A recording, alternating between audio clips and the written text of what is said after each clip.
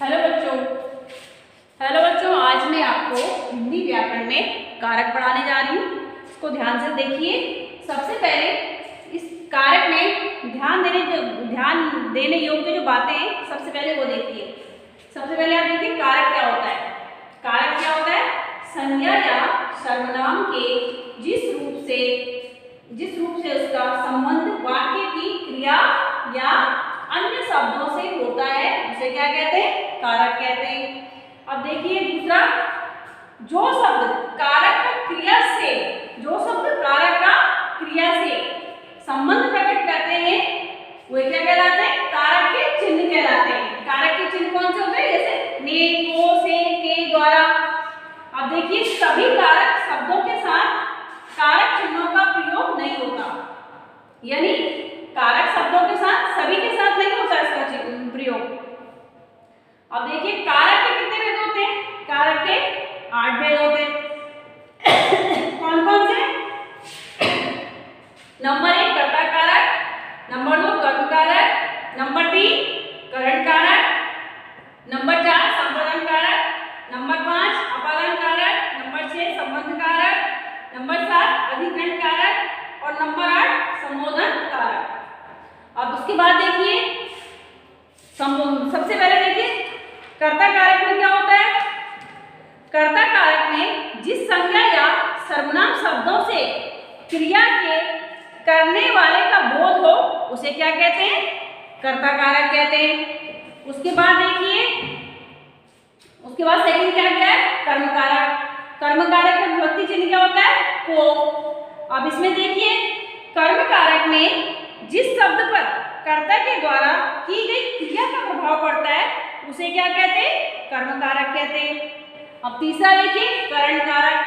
करण कारक में क्या होता है कि जिस साधन के द्वारा क्रिया की जाती है उसे क्या कहते हैं? करण कारक कहते हैं। उसके बाद देखिए संपादान। संपादान में क्या होता है कि जिसके लिए क्रिया की जाती है या जिसे कुछ दिया जाता है वो क्या कहलाता है? संपादन कारक। फिर उसके बाद देखिए अपादान। अपादान में क्या होता है? अपादान में जो है जिससे एक वस्तु या दूसरी वस्तु से अलग होने का बोध हो उसे क्या कहते हैं? अपादान कारक। उसके बाद देखिए अधिकरण। अधिकरण में क्या होता है कि जो शब्द क्रिया के आधार पर समय को प्रकट करता है उसे क्या कहते हैं? अधिकरण कारक कहते हैं। सबसे उसमें देखिए उसके बाद संबोधन। संबोधन में क्या होता है?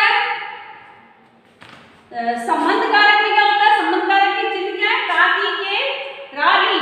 अब संबंध कारक में जो शब्द एक संज्ञा या सर्वनाम का किसी दूसरी संज्ञा या सर्वनाम शब्द से संबंध स्थापित करते हैं उसे क्या कहते हैं? संबंध कारक। उसके बाद देखिए अधिकरण। अधिकरण में जैसे मैंने आपको पहले बताया जो शब्द क्रिया के द्वारा समय को प्रकट करता है उसे क्या कहते हैं? अधिकरण कारक कहते हैं।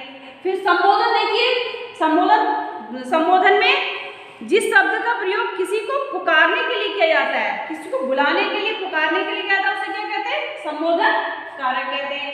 अब देखिए इसके कर्ता कारक का चिन्ह क्या होता है? ने। कर्म कारक का को। करण कारक का से, के द्वारा और संबोधन का के लिए को। अपादान में क्या होता है? से। ये क्या है? इसके विभक्ति चिन्ह है।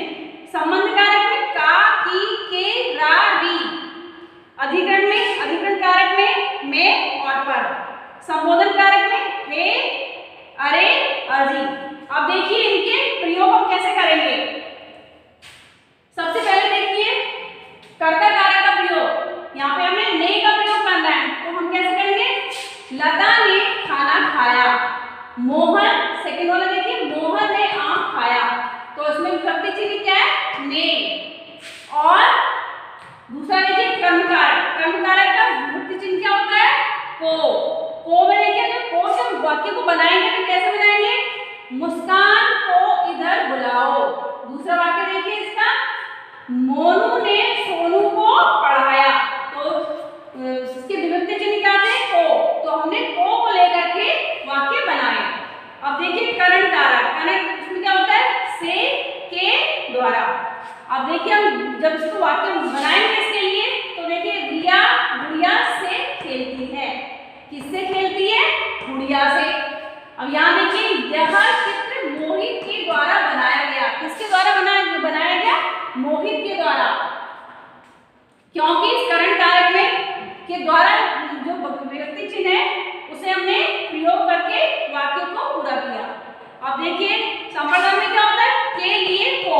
अब हमें के लिए को से हम जो वाक्य बनाएंगे तो कैसे बनाएंगे? देखिए, रमन के लिए चाय लाओ। क्या आ गया इसमें व्यक्ति चिन्ह? के लिए। अब जैसे यह आम रेखा को दो। देखिए पहले विभक्ति चिन्ह हमने वाला सेंटेंस बनाया के लिए, है ना, रमन के लिए चाय लाओ। दूसरा हमने बना दिया यह आम रेखा को दो, तो ये को भी आ गया और के लिए भी आ गया। अब देखिए अपर्णान से, अपर्णान में विभक्ति चिन्ह क्या होता है? से हमने वाक्य बनाया, पेड़ से पत्ते गिरते हैं। किससे गिरते हैं? पेड़ से। देखिए बुरे लोगों से दूर रहो। किससे रहो? बुरे लोगों से दूर रहो। तो इसमें विभक्ति चिन्ह कौन सा है? से। अब देखिए संबंध कारक क्या होता है? का, की, के, रा, री। ये क्या है? इसके विभक्ति चिन्ह है। क्या है ये इसके विभक्ति चिन्ह? का, की, के, रा, री।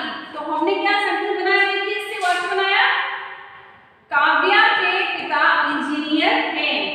क्या है? किसके पिता? काव्या के। यहाँ पे इसका चिन्ह आ गया विभक्ति का के। अब देखिए दूसरा हमने बनाया, यह पेन राम का है।